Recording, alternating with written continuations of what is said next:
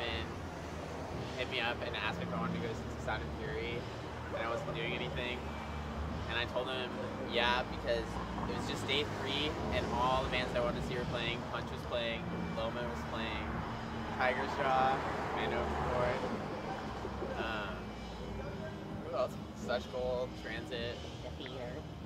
No, Defeater didn't play, bro. They were going to, but they didn't.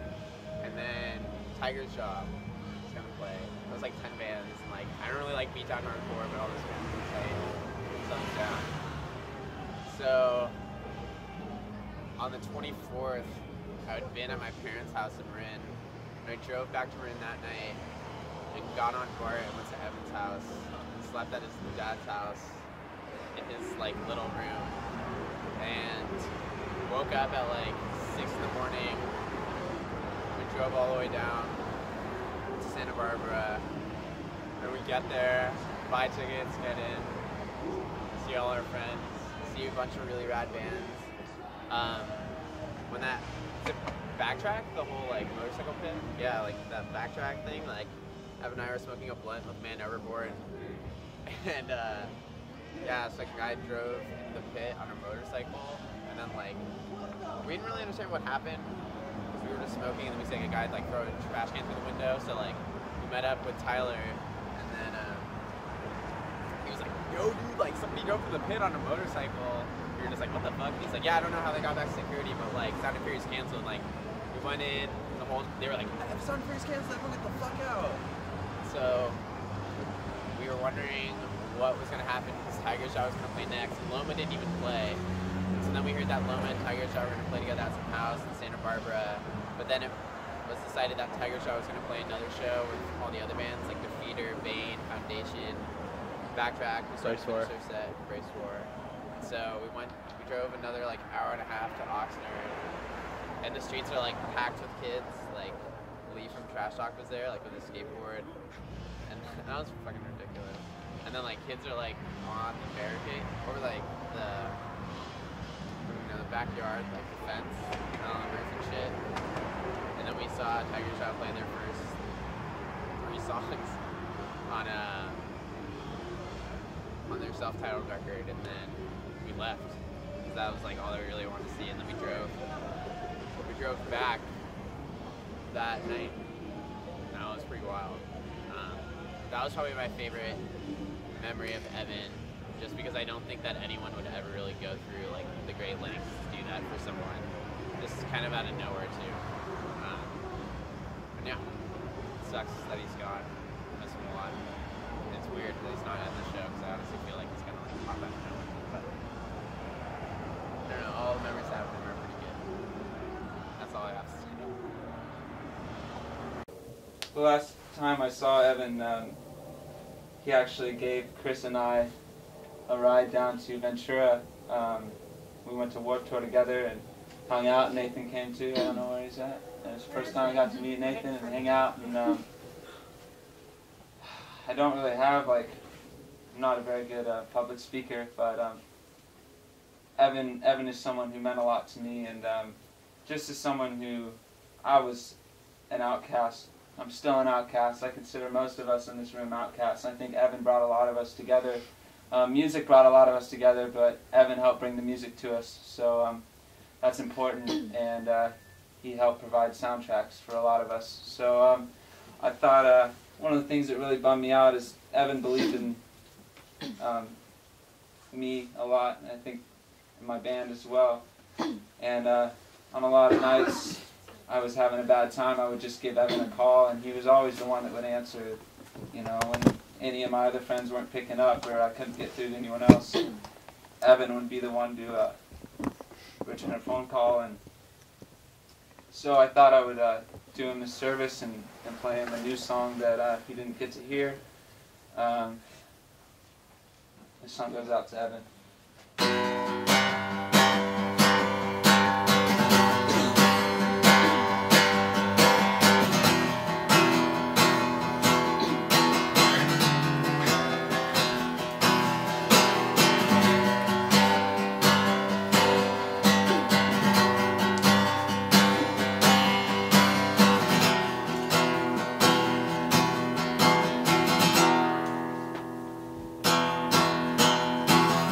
All I've got to help me to sleep is your face in my head and the glow from my TV. Lock me in a basement, refuse to let me out, till my love for you turned my heart to a drought. Been 2 years of doubt and hate for my lonely soul, for my lonely soul. Sleep it off with the ghosts and spiders, toss and turn, I started a fire. How and why did I let you in? Burning me alive, radiation.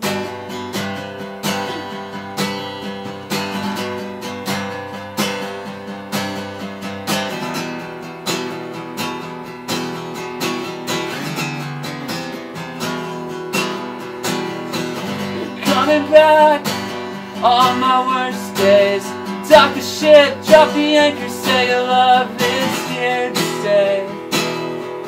And are you here to stay?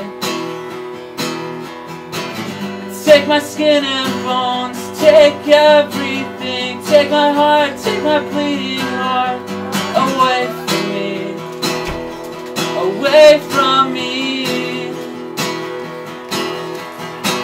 I'll sleep it off with the ghosts and spiders, toss and turn, I started a fire. How and why did I let you in?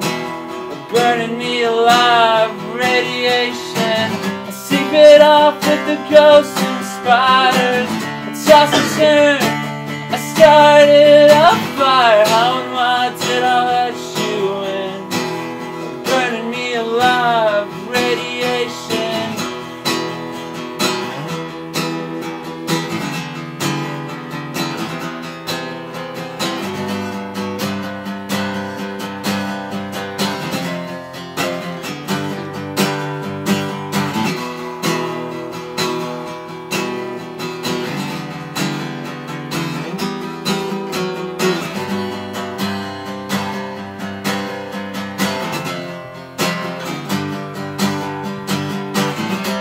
It off with the ghosts and spiders, toss and turn, I started a fire. How and why did I let you in?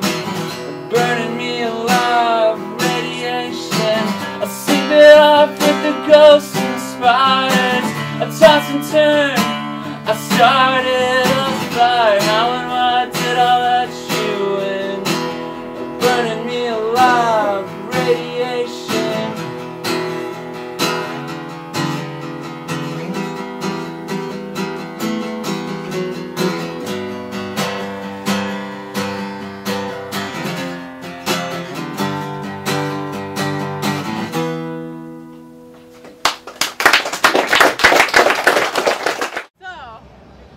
Stayed with me a weekend when I lived in the dorm, so my room was like probably 10 feet by 10 feet, and I just remember we set up, we took like, I had 2 blankets besides my bed, and I had one other roommate.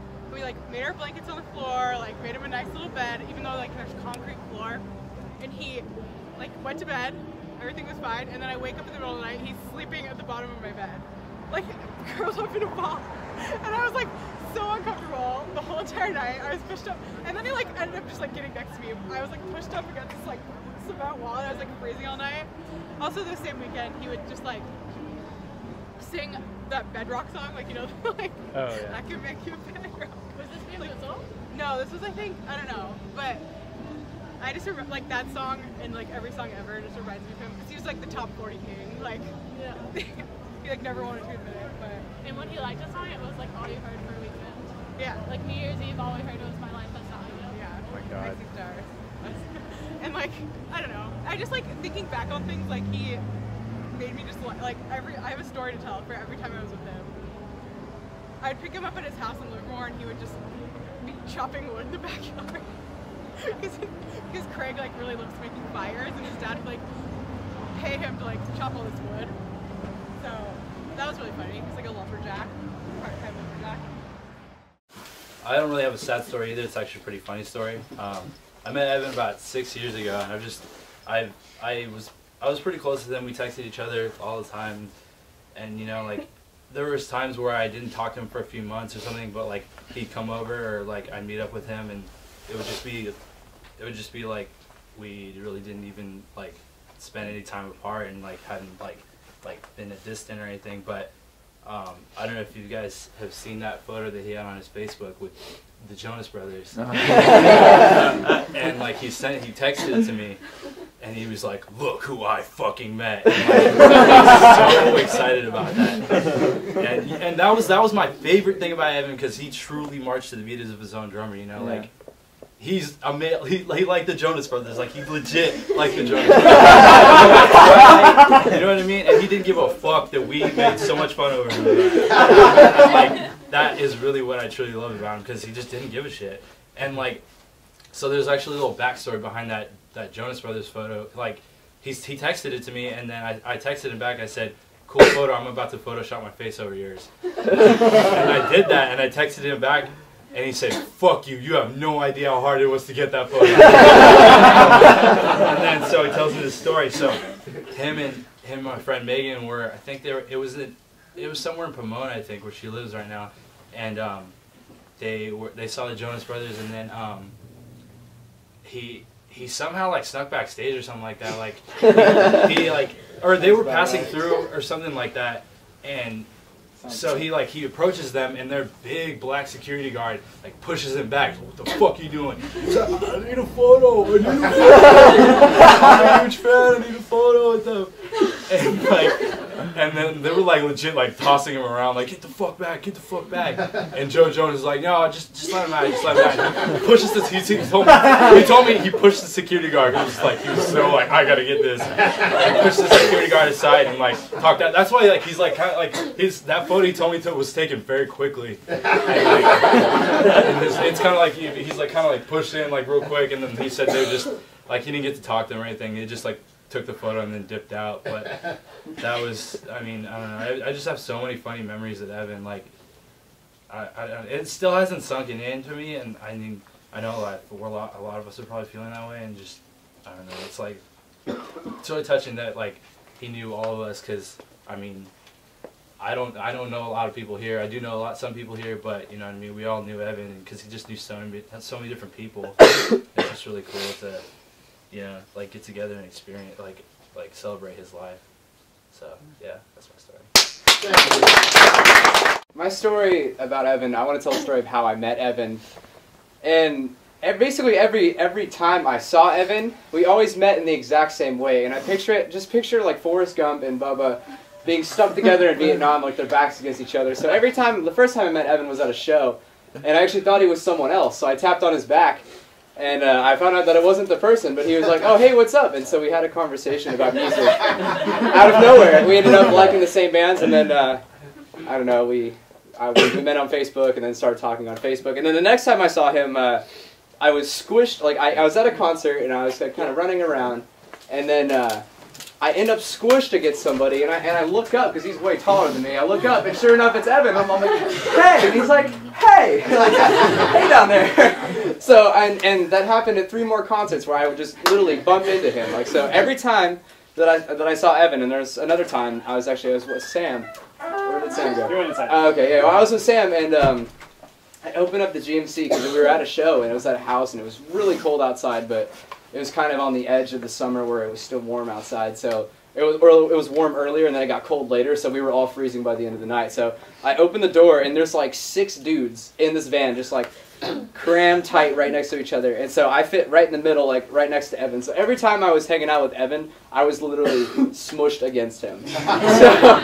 And then, but then I saw him at Title Fight, and that was the first time I think that we'd actually had like a face-to-face, like actual conversation for more than a good period of time. Like I met Evan maybe a couple months ago, so he was still just becoming a good friend to me, and yeah, I have nothing but great memories with Evan. So thank you. Wonderful. Yeah. Okay, I'm not really good at telling stories. I don't know, I feel like most of the time with Evan, maybe laugh, but it's not something I can tell other people. But every time we went somewhere, it was either Megan driving us or me driving. Evan didn't have his license for the longest time, and then he finally gets his license, and of course I'm in the passenger seat kind of scared because driver, but we're right in front of Livermore High, and he's like at all those four-way stop signs, and he, you know, when you like press on the brake, and then you like, if you press on it hard, you get like fly back. Yeah. And he didn't know how to brake a car well, so he was asking me, and I was trying to explain to him that you just pull your foot off, but couldn't get it. And how do you do? Can you do his voice better than I can? No, I cannot do this. What was he saying? He was just like, how do you do it? How do you do it? No, and I just think from the moment I sat behind him in Spanish class at Livermore High to all the shows he went with me when no one else went, all the bands he introduced me to that I have grown to love, and to his last text message, he was just a really formative person in my life, and I wish I could say thank you. I just remember like one time, it was like right when I got my license, we like went to the venue in Los Gatos, and I like had a car full of people. Like my car was stuffed full. Like, it was like the first time I could drive with other people, and it was like dead traffic, like bumper to bumper in San Jose at like 6:30 on a Friday. We're going to an Artist versus Poet show, and so there's like 5 people in the back seat of my car, including Param, the one in the banana suit. We were always sitting on top of each other. Yeah. So I like don't know how to drive basically at all. Anyway, so I go to like make a lane change, and He was the worst rear-ended backseat someone. driver. No, he was in the passenger seat. I rear-ended someone, a Lexus, like a gold, like beautiful Lexus. And he gets out of the car. He's like, "No, I got this. Like, don't worry, I got this."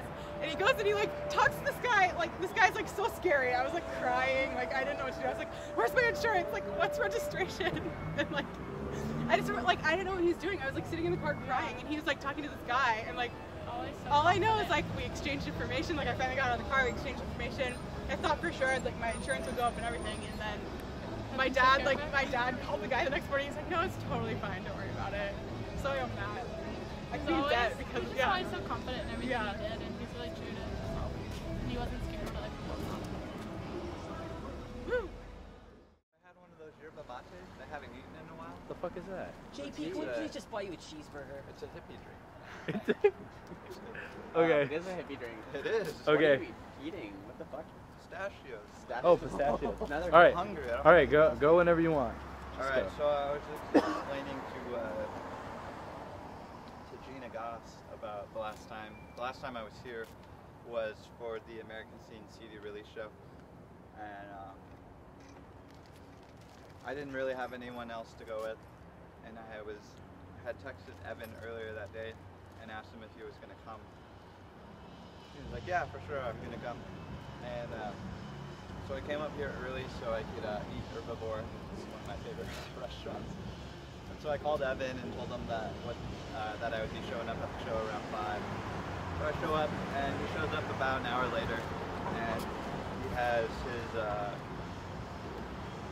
hadn't seen Evan in a really probably like a month, and he shows up and he's wearing his basketball shorts with his I think it was that, what shirt is it that had the Twilight, the backtrack? Yeah. So he has the backtrack shirt on with his gym shorts, and after the first band plays, he's just like, "Hey, let's go to my car really quick," which is like right around the corner. And he pulls out, he's like, "I need to get something for my car." And he pulls out like a cup of Baskin Robbins like ice cream in a cup, and it was completely like melted. And he just like brought it out, and he just like starts eating it with a spoon. And he's like asking me if I wanted any, and I was just like, "Are you seriously eating that right now?" And he's just like, "It's chill, dude. Like, I got it for free." And I'll never forget that, because that was the last time that I hung out with him, and it was here. And when I showed up here today, I saw Evan's father, Craig, inside, and Craig was like, "Hey, let's go to my car really quick. I need to show you something." And it was the exact like mirror image of like just being with Evan, and then seeing Evan's father today, Craig, and they look exactly like, they sound exactly like, and just like walking over to where Craig had parked was pretty much the exact same spot that Evan parked in when I last saw Evan. And Craig wanted to show me a bunch of stuff with real estate and everything, and it's just it's really weird being at a show that Evan probably would have put on, and it's just weird to be at a show that he's not here, but in a way he's still carrying like his legacy on by having people come out to shows and bringing like old friends together that, you know, there's a lot of familiar faces that I haven't seen in a while, and he's just like has that personality to him that he's always like that icebreaker. Has that personality that he would just bring people together that haven't been together in a while. He'll still to the day continue to do that by shows, and I guarantee you anyone that ever goes to a show from here on out will always think of Evan and just think like, oh man, I would definitely see Evan at the show if I was going, you know, or it's a show that he probably would have put on. So I would, you know, try to go out to as many shows as I can in honor of him. That's all I'm saying.